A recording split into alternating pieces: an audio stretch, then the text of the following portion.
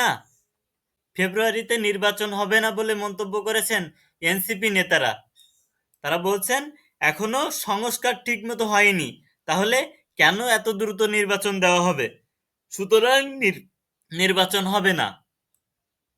কি বলছে তারা একটু আমরা যদি পড়ি, ফেব্রুয়ারিতে জাতীয় নির্বাচন ঘোষণাকে কেন্দ্র করে সংস্কার ও নতুন সংবিধান বাস্তবায়ন নিয়ে শঙ্কা প্রকাশ করেছেন জাতীয় নাগরিক পার্টি এনসিপি।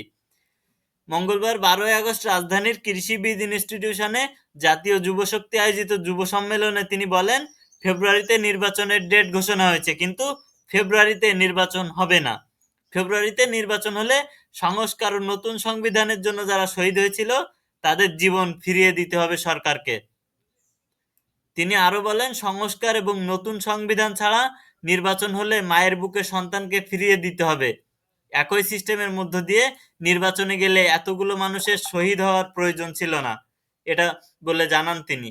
তিনি অভিযোগ করেন, একই রাজনৈতিক কাঠামোর মধ্যে নির্বাচন হলে এত প্রাণহানি হতো না। তরুণদের উদ্দেশ্যে তিনি বলেন, গণভবনের মতো বঙ্গভবনও পতনও তরুণদের হাতে ধরে ঘটবে। তার মানে গণভবনে যেমন পতন ঘটছে, বঙ্গভবনের পতনও তরুণদের হাত ধরেই ঘটবে, সেটা বলছেন এনসিপি নেতা কর্মীরা। এখন এনসিপি নেতাকর্মীরা বলছেন যে ফেব্রুয়ারিতে নির্বাচন হবে না, তাহলে এনসিপি নেতাকর্মীদের এই যে ফেব্রুয়ারিতে নির্বাচন হবে না এই কতটুকু নেবে সরকার, সেটাই এখন দেখার বিষয়।